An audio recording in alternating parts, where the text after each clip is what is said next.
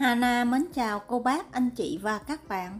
Hôm nay là ngày 14 tháng 2, ngày lễ tình nhân. Hana xin gửi tới cô bác, anh chị và các bạn một ý tưởng để làm món tráng miệng từ rau câu, vừa ngon vừa đẹp, dành tặng cho những người thân yêu của mình. Nếu cô bác, anh chị và các bạn thích, xin mời vào bếp làm cùng với Hana nhé.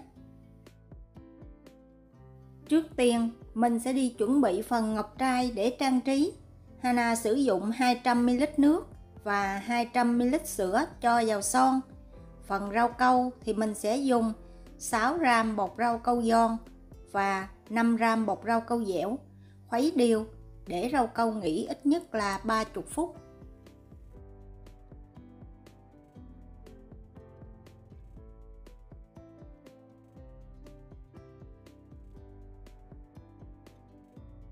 Sau 30 phút, mình sẽ khuấy đều rau câu lên, sau đó đậy nắp lại, nấu cho rau câu sôi.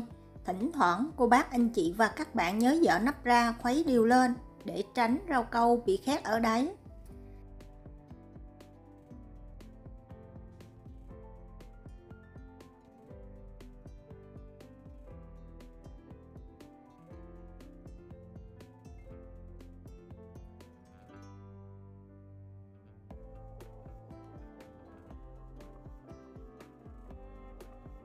Khi rau câu sôi và tan hoàn toàn thì mình sẽ thêm vào 50g đường cát,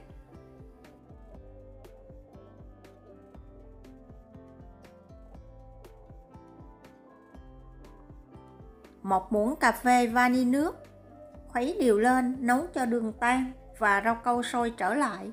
Phần này cô bác, anh chị và các bạn đừng nấu lâu quá, kẻo sữa bị kết tủa, lợn cợn không được đẹp. Khi rau câu nấu xong thì mình sẽ chuẩn bị một tô nước đá lạnh. Thêm vào tô nước 1/3 chén dầu ăn. Dầu giúp cho những viên trân châu được tròn đều.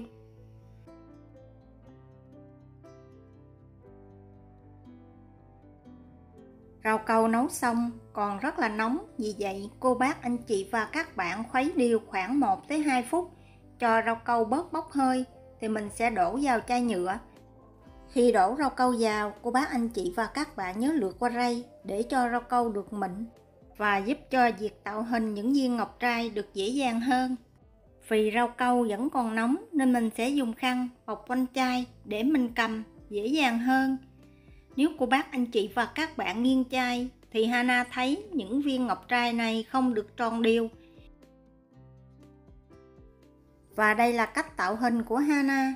Mình sẽ để thẳng chai nhựa lên, sau đó cho miệng chai ngang mặt nước, bóp một cách dứt khoát, vừa bóp vừa lấy lên. Làm như vậy những viên ngọc trai của mình sẽ tròn đều và đẹp hơn. Cô bác, anh chị và các bạn cứ tiếp tục làm như vậy cho tới hết. Khi bóp rau câu, mình nhớ để miệng chai trên mặt nước có dầu, vì nếu không có dầu, những viên ngọc trai này sẽ không được tròn. Nếu rau câu đặt lại thì cô bác, anh chị và các bạn mình nhớ đun nóng cho rau câu chảy ra, tiếp tục làm lại. Sau khi làm xong thì vớt những viên ngọc trai này ra ngoài chén, nặn vào nửa trái chanh. Chanh giúp loại bỏ lớp dầu bám trên mặt. Sau đó đem rửa thật sạch dưới vòi nước.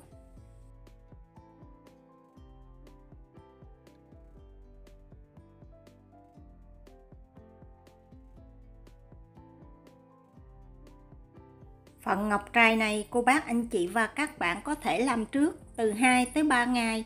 Mình làm xong bỏ vào hộp, cho vào tủ lạnh đậy kín lại. Tiếp theo mình sẽ đi chuẩn bị phần nhân bên trong. Hana sử dụng một lòng đỏ trứng gà, thêm vào 50g nước cốt dừa, 35g sữa đặc có đường. Khuấy cho hỗn hợp thật là hòa quyện với nhau và để qua một bên.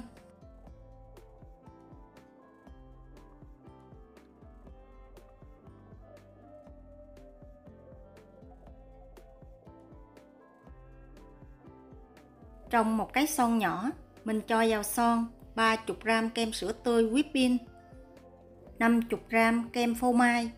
Kem phô mai và kem whipping cô bác, anh chị và các bạn nhớ để ở ngoài cho hết lạnh trước khi làm.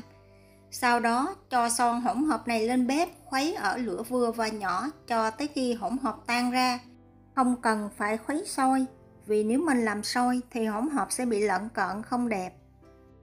Nếu hỗn hợp nóng quá thì cô bác anh chị và các bạn nhớ để cho nguội bớt trước khi cho vào tô trứng gà lúc nãy khuấy đều lên.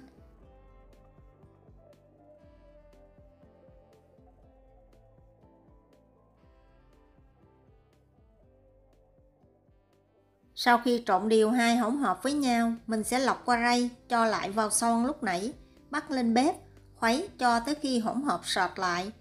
Để khuấy hỗn hợp này, cô bác anh chị và các bạn nhớ dùng cái phới lòng. Mình khuấy như vậy thì hỗn hợp sẽ được mịn, không bị lợn cợn.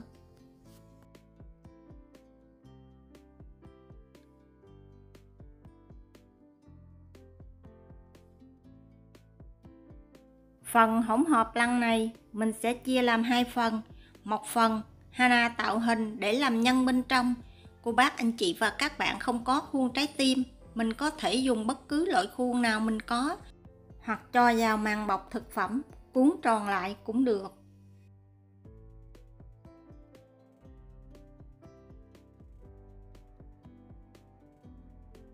Phần hỗn hợp kem trứng còn lại thì cô bác anh chị và các bạn để qua một bên một chút, mình tạo hình sau. Phần tạo hình trái tim Hana cho vào tủ đông để đông cứng lại. Bây giờ mình sẽ đi ngâm phần rau câu tiếp theo. Cho vào son 900ml nước. Rau câu thì Hana sử dụng hai loại. Một loại rau câu giòn mình dùng 10g. Rau câu dẻo thì Hana sử dụng 5g. Mình cũng để rau câu nghỉ ít nhất 30 phút cho rau câu nở.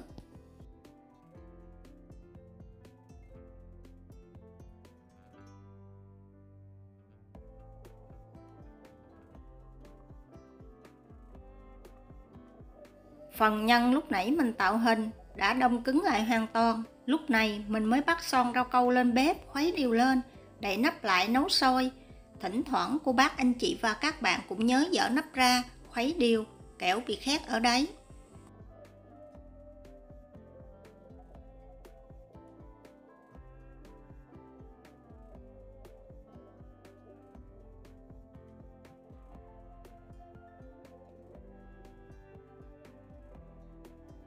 Khi rau câu sôi và tan hoàn toàn thì mình sẽ cho vào 150g đường cát và một muỗng cà phê vani nước. Mình cũng nấu cho đường tan và rau câu sôi trở lại. Phần này thì cô bác anh chị và các bạn nhớ hạ lửa nhỏ, nấu thêm khoảng 10 phút nữa. Mình nấu kỹ một xíu thì phần rau câu sẽ hạn chế ra nước.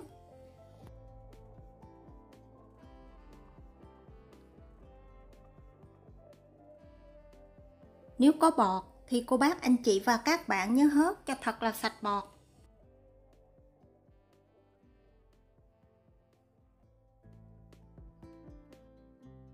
Đây là phần kem trứng lúc nãy còn lại. Mình sẽ múc vào 80g nước rau câu trong, khuấy đều lên và nấu sôi trở lại.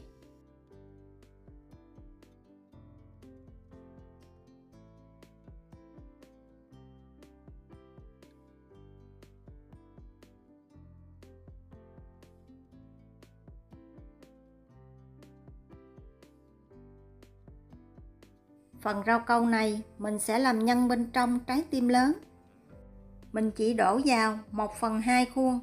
Sau đó để cho phần rau câu này nguội khoảng 5 phút cho lớp mặt xe lại.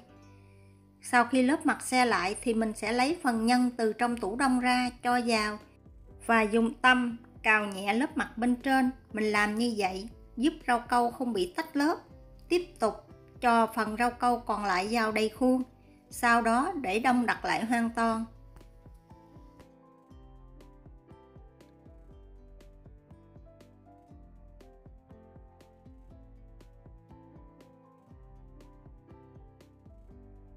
Phần rau câu trong còn lại chưa làm tới thì cô bác anh chị và các bạn nhớ đặt trong một chảo nước.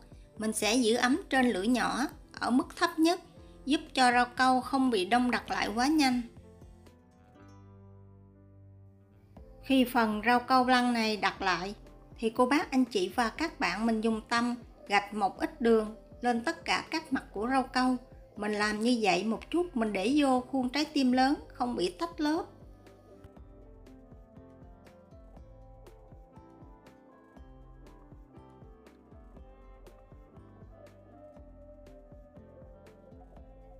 Và cuối cùng mình sẽ đi tạo hình phần rau câu cho 2 trái tim. Công thức này Hana làm 1 trái tim lớn và 1 trái tim nhỏ. Nước rau câu trong này mình sẽ múc ra ngoài một cái son khác 250g. Thêm vào 100ml nước, khuấy đều lên, nấu sôi. Sau đó cho vào chảo nước giữ ấm để một chút mình tạo hình. Và mình cũng dùng phần nước rau câu này để dán phần hoa trang trí bên trên. Nước rau câu còn lại thì mình cho lên bếp, nấu sôi trở lại. Phần màu xanh thì Hana sử dụng 100ml nước lá dứa, cho vào 1 muỗng canh đường cát khuấy đều lên. Nước rau câu thì Hana sử dụng 250g nước rau câu. Nếu cô bác anh chị và các bạn làm xiên thì mình lọc qua rây để rau câu được mịn màng. Nếu không thích mình bỏ qua phần giai đoạn này cũng được. Rau câu trong còn lại trong son thì thêm vào 100g nước cốt dừa, 50g sữa đặc có đường và 50g kem sữa. Sau đó mình cũng khuấy đều lên, nấu cho hỗn hợp sôi trở lại.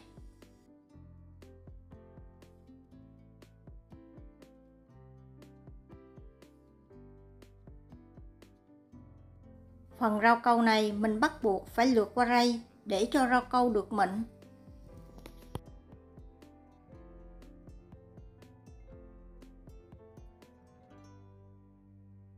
Son rau câu lúc nãy mình múc ra, bây giờ mình sẽ lấy ra ngoài ca khoảng 100g nước rau câu để mình tạo hình.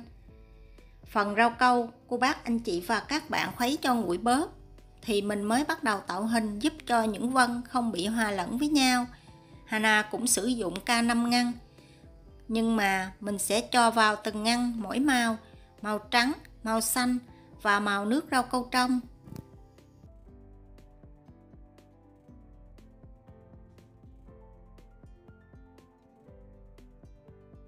Phần rau câu này Hana sẽ cho vào khuôn hình chữ nhật, một ít rau câu dày khoảng 0,5cm. Rau câu này một chút mình sẽ cắt những trái tim nhỏ trang trí bên trên. Nếu cô bác anh chị và các bạn không thích, mình cũng có thể bỏ qua. Để tạo hình trái tim nhỏ, Hana cho vào khuôn một ít rau câu. Mình để khoảng 1 phút cho rau câu nguội bớt. Sau đó mình mới tiếp tục cho vào. Làm như vậy thì những hoa văn không bị chìm lẫn với nhau. Mình tiếp tục cho như vậy tới khi nửa khuôn và để cho rau câu hơi se mặt lại. Khi rau câu se mặt lại thì mình sẽ lấy phần nhân còn lại cho vào giữa khuôn. Tiếp tục đổ phần rau câu sơn thủy như vậy cho tới khi đầy khuôn.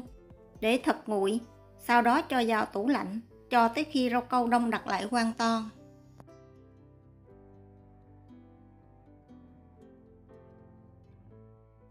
Nếu cô bác anh chị và các bạn có khuôn nhấn bánh hình con bướm giống như của Hana, mình cũng có thể sử dụng khuôn này để tạo hình. Và lấy một ít màu xanh ra tạo hình lá. Màu trắng thì mình pha thêm một ít màu lên trên để tạo hình bông. Cô bác anh chị và các bạn cũng có thể tạo hình những bông hoa và lá theo ý thích của mình nha. Hana chỉ đưa ra ý tưởng.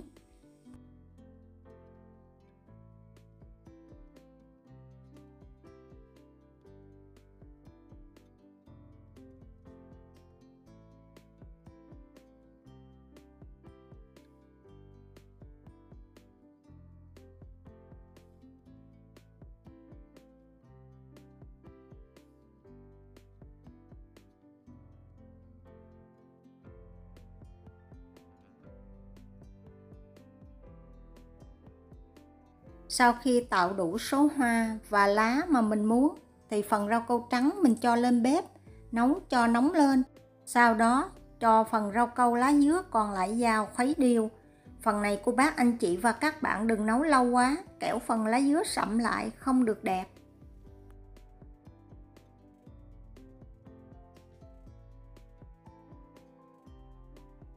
Rau câu lá dứa sữa dừa này mình cũng chế vào nửa khuôn. Và mình cũng để khoảng 5 phút cho rau câu hơi se mặt lại. Lúc đó mình mới cho phần nhân lúc nãy mình làm vào.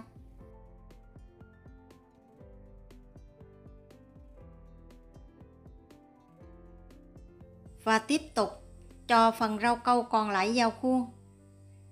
Trước khi cho vào, cô bác anh chị và các bạn cũng nhớ dùng tăm gạch một vài đường trên mặt giúp rau câu không bị tách lớp.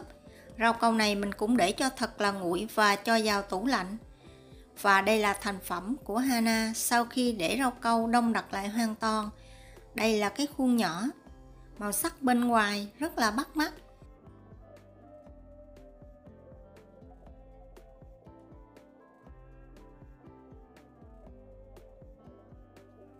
Và đây là khuôn lớn. Nếu mà cô bác anh chị và các bạn để rau câu đặc hơn một xíu thì phần mặt không bị lồi nhân ra ngoài. Vì Hana để nhanh nên phần mặt trên bị lồi phần nhân lên, nhưng mà không sao, một chút mình trang trí lên cũng che lại.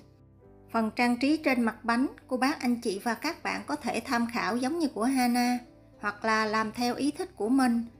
Rau câu trong thì mình sẽ đun nóng trở lại và dùng rau câu này để dán phần trang trí bên trên.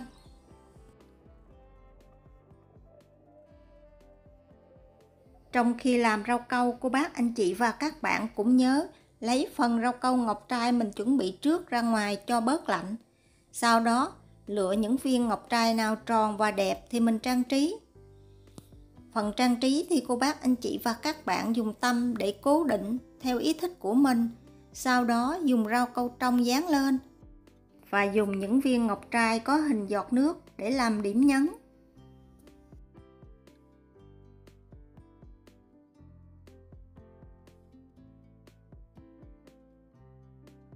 Tô một ít màu lên những viên ngọc trai để tạo điểm nhấn. Nếu cô bác anh chị và các bạn không thích, mình cũng có thể để màu trắng hoàn toàn. Sau khi làm xong, phần ngọc trai còn lại thì mình sẽ trang trí xung quanh và thêm một ít hoa lá và dùng khuôn nhấn những trái tim nhỏ để trang trí thêm bên trên. Vậy là Hana vừa chia sẻ thêm với cô bác anh chị và các bạn một ý tưởng để làm món tráng miệng rau câu cho ngày đặc biệt. Hy vọng cô bác anh chị và các bạn sẽ thích ý tưởng này. Nếu thích nhớ đăng ký ủng hộ kênh của Hana nhé. Hana cảm ơn. Hana kính chúc cô bác anh chị và các bạn có một ngày lễ thật ấm áp và vui vẻ bên những người thân yêu của mình. Hana xin chào tạm biệt và hẹn gặp lại vào thứ ba.